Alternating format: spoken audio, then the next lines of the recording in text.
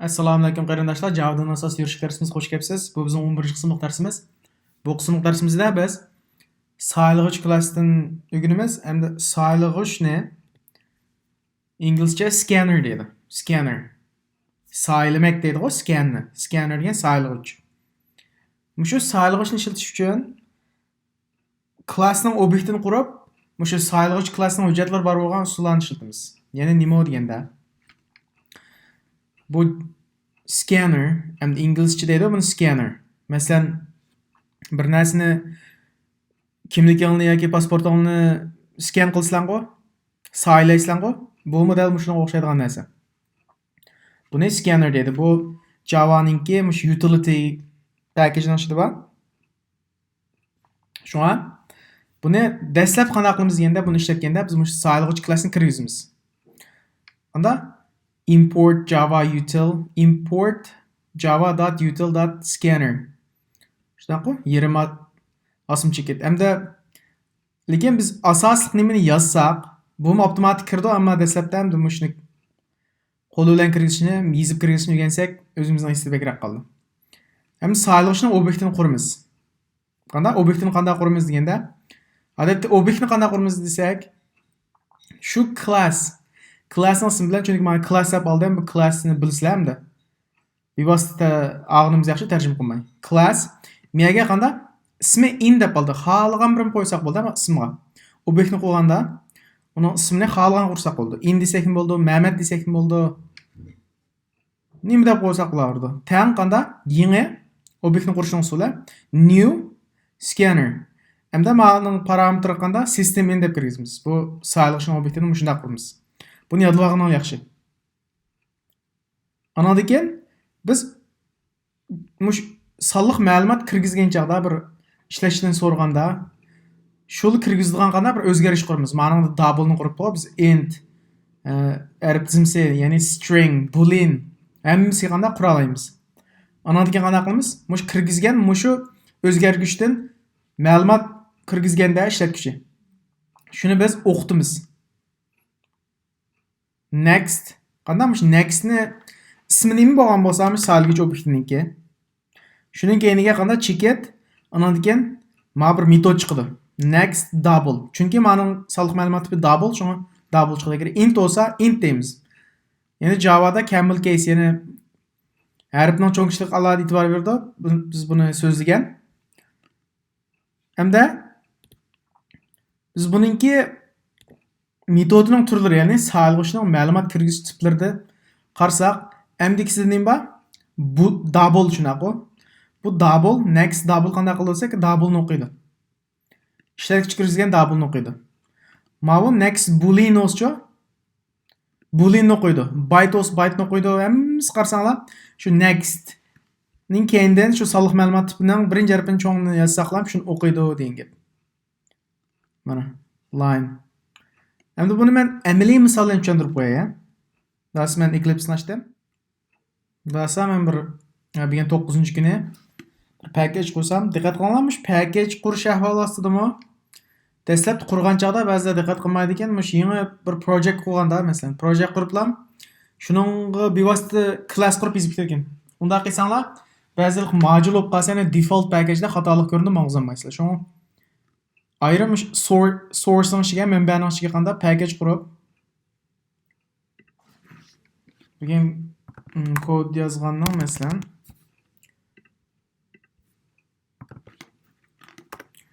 9-kuni deb qo'y, day 9. Mushning ichiga class quramiz. Masalan, bugun saylag'ich qur, scanner. Ondan keyin Java'da masalan string, int, mushu atalg'ularni ishlatamiz. Shuning bilan classni ham qurmanglar. Xatolik yuz berdi. Masalan, scanner deb qo'ysak, masalan, xatolik yuz berish ehtimoli bor. Shunga qanday scanner bir arq qo'shib qo'ydim. Ondan keyin har birinchisi son bilan boshlash qilmaydi.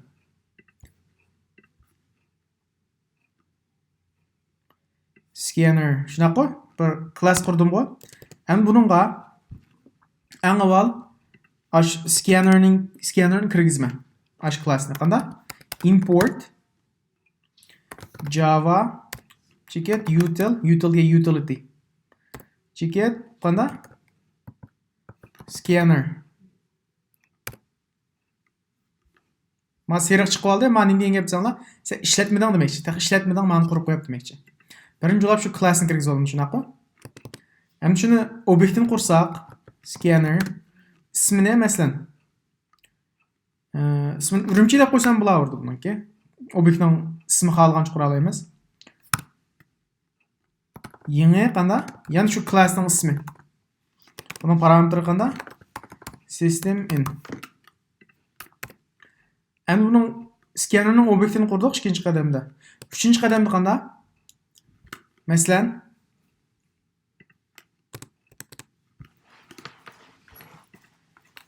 biz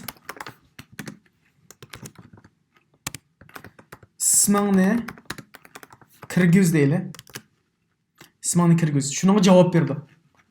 İşletçim şunun cevap berdi. Mana scanner klassining sayılg'ishning asosiy maqsadi shu. Kirgiz desak, cevap nima bo'ldi? Ismi nima bo'ldi odamning? Harf bo'ldi, shunami? Harfni nima deydi? String. Yoki so'z dizimsi, nima harf dizimsi yoki string deymiz. Ismni stringga solamiz shunaqa. Shuning deydi soliq ma'lumot tipini qanday? String deymiz. Masalan, ism buning metod qanday? Urumchi.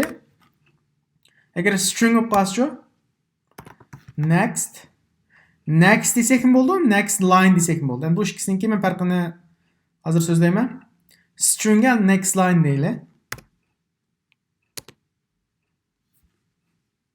Ya'ni mana mushni avval qanday ismini kirgiz dedi. Ismingizni kirgizing deb bo'ladi. Kirgizing. Avval ma'mangida shunaqa, undan keyin ma qurmangida. Undan keyin qanday ismini mush ismining obyektning ismi bo'yicha qanday next line deb kirgizamiz. O'qiydi. Ma'ni qanday? Soliq ma'lumot kirgizamiz demak. Shuni xotirlaymiz. Endi qanday qilamiz? Endi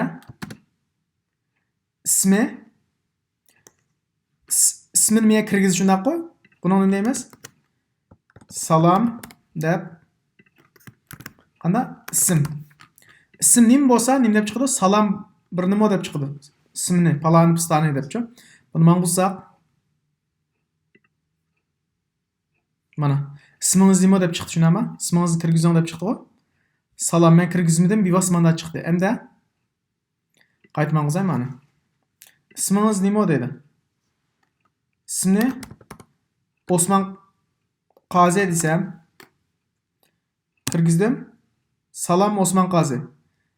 Ma salomdan keyin nima chaplashib qoldi shunaqa, chunki miyada ma'ni bir bo'shliq qoldirib qo'ymsak, ba'zi chaplish oldi.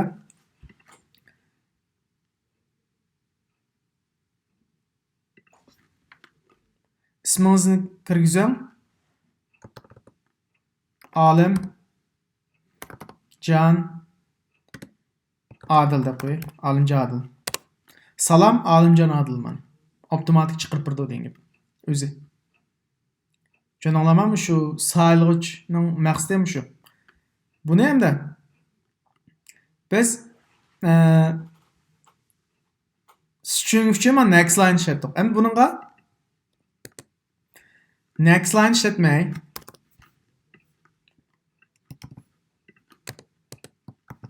next'ni işletsek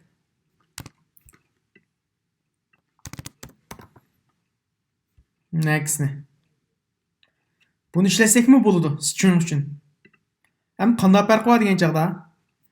Masalan, olim deb kirgizsak salom olim deb chiqdi shunaqa. Buni qaytirdi. Lekin ma'noda sen alim adil deb ikki so'z kirgizmoqchi bo'lsak, keyingisini qaytara olmaydi. Bu faqat bir xil so'z bilan mush bo'sh kelgicha shunlam next shunlam chiqara oladi. Next line bo'lsa, qanday butun bir uzun xud jumla bo'lsa, shuni chiqarib oladi. Masalan,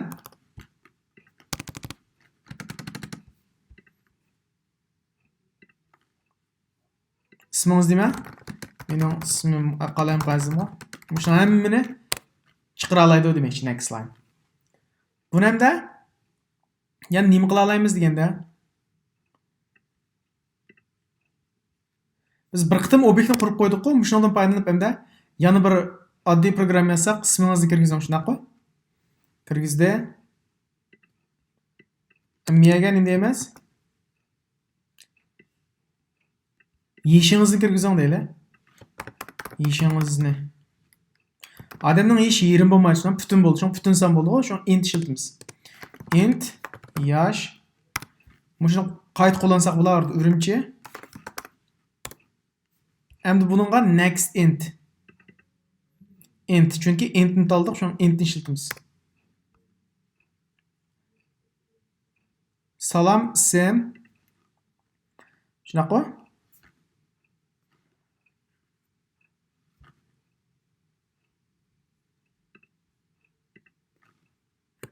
Endi nima?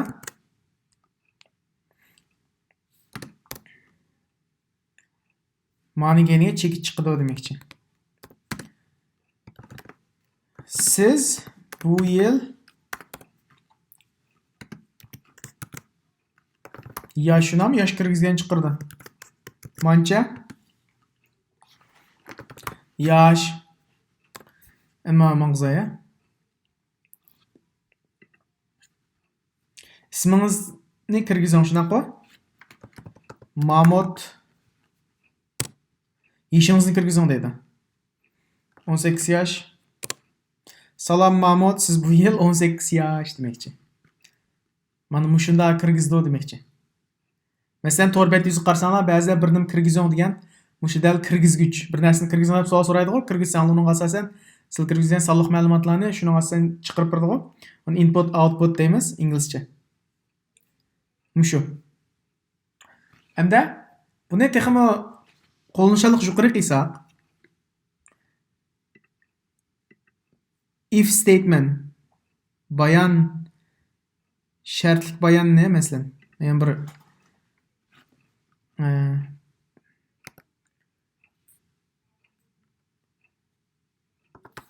Pesil tapqochday, pesil topadigan. Hozir ayni kirgizib, uning qaysi pesilligini chiqarib bergan bir oddiy program yozaylik, scannerdan foydalanib. Bayam scannerni qo'limizdan kirgizdik shunaqa, men import qilib. Amaliyotda uni bevosita scannerning obyektini qurib, sen scan deb qo'y ismini. Nima deb qo'ysang bo'lardi? Scanner. Cho'qim sistemin deb yozamiz, parametrga. Hozir men qizdirib oldim-ku, nima qizdirib oldi? Chunki men klassni men import qilmadim. Qanday import qilma? Niye qo'lda yozsanglar bo'ldi, yoki ustiga eklab, ustiga eklsanglar menda yeshim char deb turdi. Birinchi qanda import scanner java.util deydi. Shuni qo'shib cheksanglar o'zi avtomatik kirgizdi demoqchi. IntelliJ ishlasanglar balkim bevosita kirishi mumkin. O'xshash-a?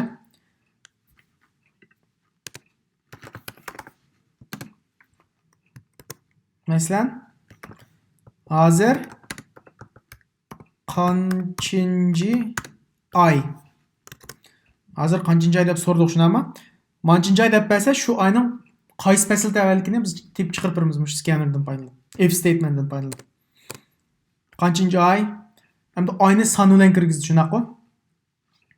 Birdan tortib 13 gacha butun son kirgizdi shunga. Buning javobining scannerning qana javobining sonliq ma'lumot tipi int bo'lish kerak. Ay deb qo'yay ismini. Ay qanda scan next int. Double neymiş desek bulardı. Boolean olsun boolean. Ama köpince hem de muş int bilen string. String olganda next line yak next int olganda next. Yani muş köpince muş işletimize başka işletsek mi oldu ahval qarab. Ben mani saqladım şunamı cevabını. Hem de bunu qana qilma? If statement işletimi. Eğer muş ay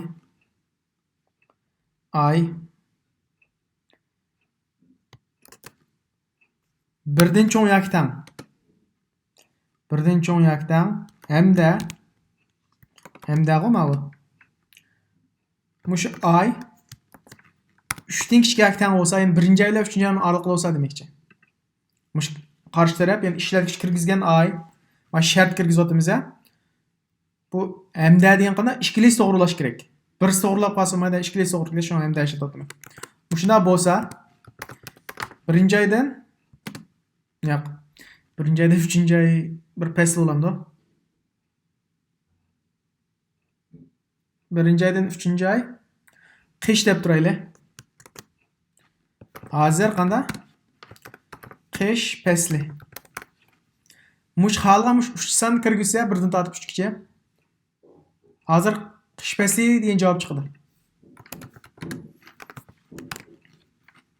Agar oy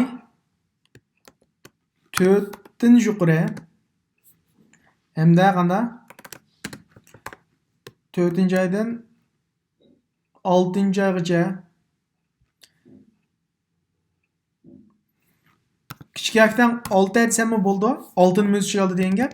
Yoki kichik 7 da qo'ysammi, 7 ni o'z ichiga olmadi, 6 ni o'z ichiga oldi degan gap. O'xshash. Masalan, ma'ni men ay kichik yakdan 3 degan o'rniga ay kichik 4 desam ham bo'ldi. 3 ni o'z ichiga oldi demoqchi. Agar 4 dan 7 gacha oraliqda bo'lsa, qaysi fasl bo'ldi? Hozir bahor. Amaliyotda men bu xato kirgizib qo'ygan bo'lishim mumkin, demak shu o'g'lim 6-oyda yoz kelishi mumkinligimiz bahor deb turlar hozir. Undan keyin else if agar mush oy 7-oydan cho'ng yakdan hamda qanday 7, 8, 9, 10-oydan kichik bo'lsa, ay 10-oydan kichik degan gap 9-oyni o'z ichiga oldi degan gap qo'y. Yoki 10-oyni o'z ichiga olmaydi.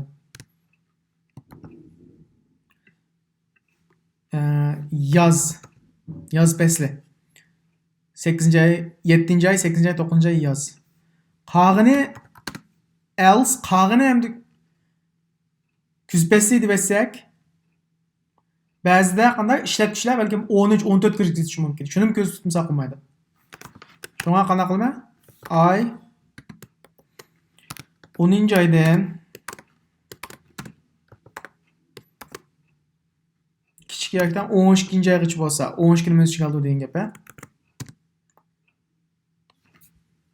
Yoki men qanday desam bo'ldi? 13 dan kichik desam bo'ldi. Qaysi fasl? Kuz. Kuz degan amaliyotda hech qisi yo'q. Endi uningdan boshqani kirgizishchi, uningdan boshqa else. Endi 12 dan yuqorisan kirgizsa qanday? Eskartiramiz aniqqa. 1 yil 12 oy demakchi. 13 ni kirgizsam to'g'ri oy soni kirgizing. Mana biz fasl deb turgan qanda oddiy bir formula. Nima? Programma. Buni men qilsak hozir qanchinchi oyda edi? Masalan, 4 deb kirgizsak, 4-oy qanda bahor. Hozir qanchinchi oyda edi? 45 ni kirgizsak, 1 yil 45 oy yo'q-ku. 1 yil 12 oy, to'g'ri oy soni kirgizing deydi. Mana oddiy bir kirgizuvchi. Eng oxirida yana bir program yozaylik, ya'ni dollarni liraga aylantirgan. Dollarni liraga aylantirgan. Pul dollar kirgizsa qanda qancha liraligini chiqarib turgan, ha? Dollar lira deb qo'yay buni ismini. Buni qanday qilamiz deganda, yana scannerni quramiz.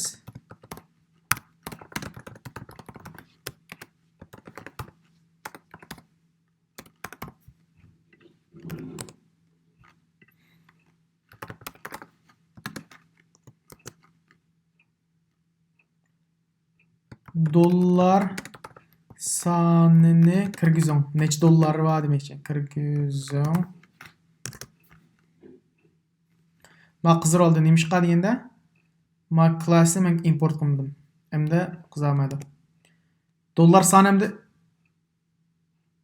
odatda endi pulni 2 nol bilan yozamiz-ku, masalan $5 degan bo'lsa manda demoqchi g'o. Endi undami mushunda yozdi deb turli.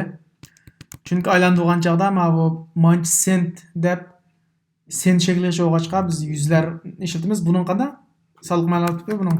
Yeni kesirsa aşağıya double oldu. Int olmaydı double. Double full deb qo'yayım yani. Qanda scan next double.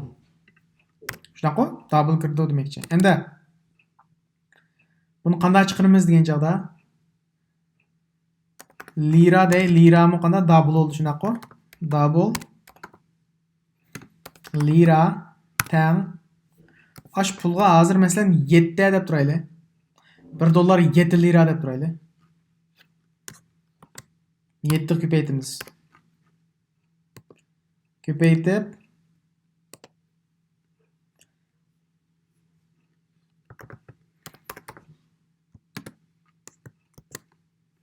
qanda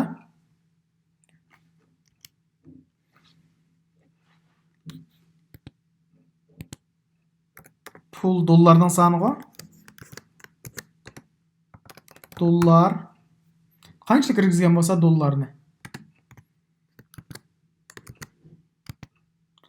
lira bo'ladi demoqchi. Lira bo'ladi. Basman qizay. Dollar sonini kirgizing deydi. Menda necha dollar bor deyli? 290 desam bassam $290 $2300 lira bo'ldi dedi. Dollar sonini kirgizing dedi. Menda $3.45 bor deyli. 45 sentni o'lchaga olsa qanda $3.145 24 mingda 15 %15 lira bo'ldi dedi. Aniq sonini ola oladi demoqchi. Yani musho biz o'rganmoqchi bo'lgan scanner class musho. Bugungi darsimiz mushagicha bu scannerning qo'llanishini tanishib ko'ring. Agar tushunmagan nuqta bo'lsa, asl shaklda qoldirsangiz bo'ldi. Rahmat.